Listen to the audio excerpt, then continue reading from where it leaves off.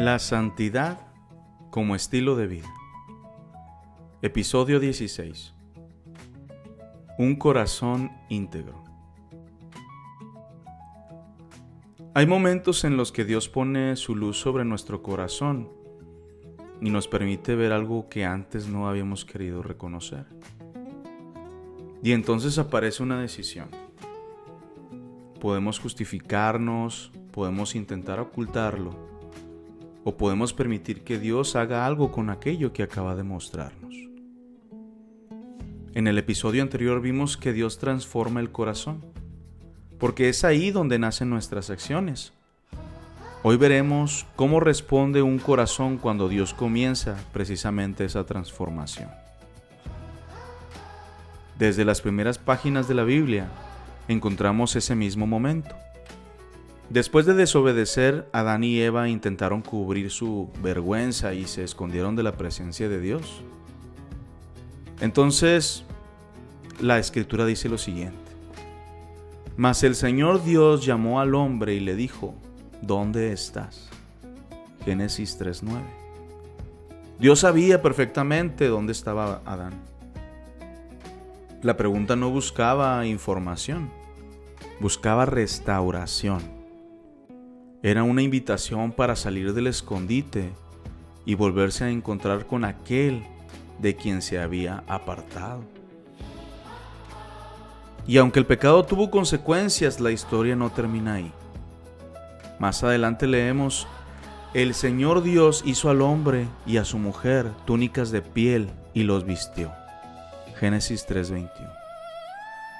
Adán intentó cubrir su vergüenza, pero fue Dios quien finalmente lo vistió.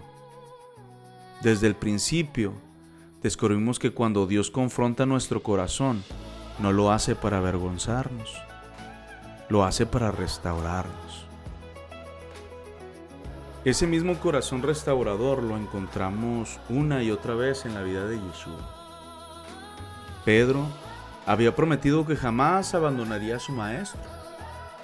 Sin embargo, aquella misma noche lo negó 3 veces. Lucas nos relata uno de los momentos más conmovedores de los evangelios. Entonces, vuelto el Señor, miró a Pedro, y Pedro se acordó de las palabras del Señor, y saliendo fuera, lloró amargamente. Lucas 22, 61 y 62. Yeshua no necesitó decir una palabra.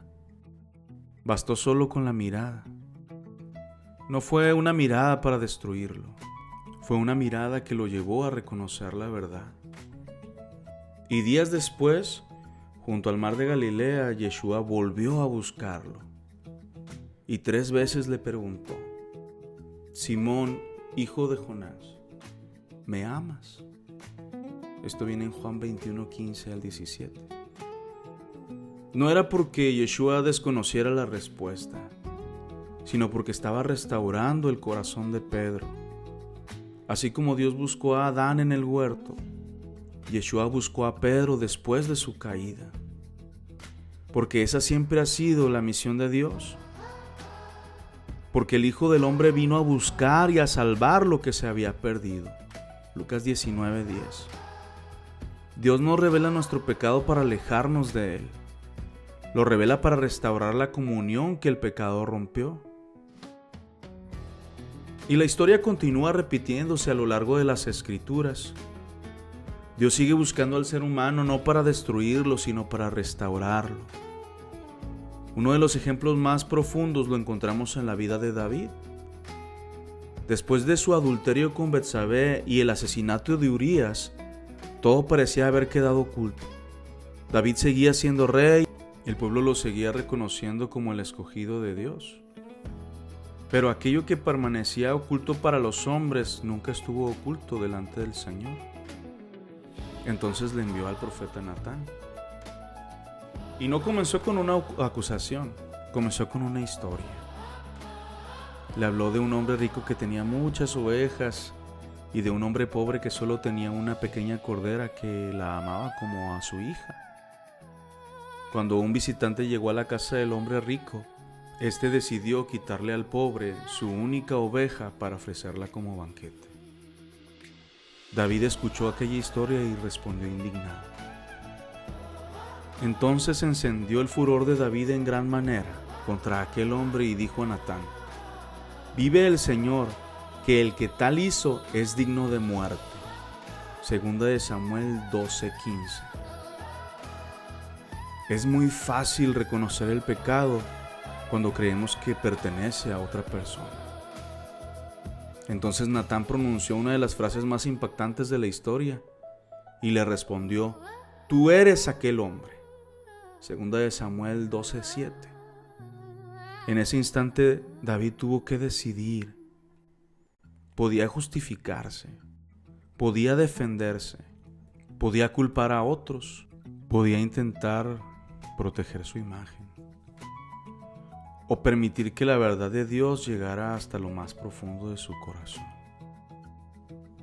Y respondió con una de las confesiones más breves y más sinceras de toda la Biblia: he pecado contra el Señor. Segunda de Samuel 12:13. No ofreció explicaciones, no buscó disminuir la gravedad de su pecado, no intentó proteger su reputación. Simplemente reconoció la verdad. Y precisamente porque dejó de defenderse, Dios comenzó la restauración de su corazón. Más tarde David escribiría: crea en mí, oh Dios, un corazón limpio y renueva un espíritu recto dentro de mí. Salmo 51:10. Es interesante lo que pidió. No pidió primero conservar el reino ni recuperar su prestigio. Pidió un corazón nuevo. Quizás por eso, a pesar de sus caídas, Dios siguió llamándolo un hombre conforme a su corazón. No porque fuera perfecto, ni porque Dios hubiera pasado por alto su pecado, sino porque cuando la verdad fue puesta delante de él, él dejó de esconderse y permitió que Dios restaurara aquello que estaba roto. Saúl también fue confrontado. Él también reconoció su pecado, pero inmediatamente añadió: yo he pecado, pero te ruego que me honres delante de los ancianos de mi pueblo. Primera de Samuel 15:24-30. Los dos pecaron, los dos fueron confrontados, pero David se preocupó por restaurar su comunión con Dios. Saúl siguió preocupado por conservar su imagen delante de los hombres. La palabra hebrea que aprenderemos hoy es tamim. Generalmente se traduce como íntegro, completo o entero. No describe a una persona que nunca cae. Describe a una persona cuyo corazón permanece entero delante de Dios. La integridad bíblica no comienza cuando nuestras acciones son perfectas.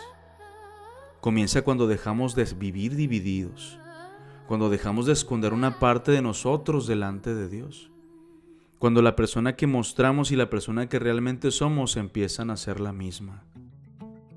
Por eso tamim comunica la idea del algo completo, entero, sin división, que cuando Dios revela la verdad, deja de defenderse, que ama más la verdad que Dios le muestra que la imagen que intenta conservar. Un corazón íntegro no es un corazón perfecto, es un corazón que ya no vive dividido delante de Dios. Es un corazón que confía tanto en la gracia de Dios que ya no necesita esconderse de Él. El autor de Hebreos escribe: y no hay cosa creada que no sea manifiesta en su presencia. Antes bien, todas las cosas están desnudas y abiertas a los ojos de aquel a quien tenemos que dar cuenta. Hebreos 14:13. Delante de Dios nunca ha existido un escondite. No porque Él quiera exhibirnos, sino porque solo aquello que sale a la luz puede ser restaurado. Pablo también nos hace una invitación muy práctica. Examinaos a vosotros mismos si estáis en la fe. Probaos a vosotros mismos. Segunda de Corintios 13:5. La vida de fe implica detenernos con frecuencia y permitir que la verdad de Dios examine nuestro corazón, no para producir culpa, sino para producir transformación. ¿Cómo vivimos esto hoy? También nosotros solemos coser nuestras propias hojas de higuera. Nos justificamos, explicamos nuestras reacciones, defendemos nuestras intenciones, intentamos proteger la imagen que los demás tienen de nosotros. Pero Dios sigue haciendo lo mismo que hizo con Adán. Sigue buscándonos, sigue haciendo preguntas que llegan al corazón, sigue haciendo que su palabra nos confronte. No porque quiera alejarnos, sino porque quiere restaurarnos. Quizás un corazón íntegro no sea aquel que nunca cae. Quizás sea el de quien, cuando Dios revela la verdad, deja de esconderse y permite que Él restaure aquello que estaba roto. Hagamos unas preguntas para meditar. ¿Cuál suele ser mi primera reacción cuando Dios muestra una verdad sobre mi corazón? ¿Me justifico o permito que Él me transforme? ¿Me preocupa más mi reputación que mi comunión con Dios? ¿Hay alguna parte de mi vida que sigo intentando esconder delante del Señor? Pensando en estas preguntas, oremos. Padre, gracias porque cuando buscas mi corazón no lo haces para avergonzarme, sino para restaurarme. Perdóname por las veces que he intentado justificarme, esconderme o proteger mi imagen antes de reconocer tu verdad. Dame un corazón como el de David, dispuesto a decir, he pecado contra ti. Y un corazón como el de Pedro, dispuesto a dejarse restaurar por tu amor. Haz de mí un corazón íntegro, entero delante de ti. Un corazón que ya no vive dividido, que confía plenamente en tu gracia y permite que tu espíritu transforme todo aquello que necesita ser cambiado. En el nombre de Yeshua. Amén. Recordemos que la integridad no consiste en aparentar perfección. Consiste en vivir con un corazón entero delante de Dios. Un corazón que ya no vive dividido, que deja de esconderse y que permite que Dios restaure aquello que estaba roto. Hoy descubrimos que un corazón íntegro no es el que nunca cae. Es el que deja de esconderse para que Dios pueda restaurarlo. Pero, ¿qué sostiene esa actitud a lo largo de la vida? En el siguiente episodio descubriremos el verdadero significado del temor del Señor.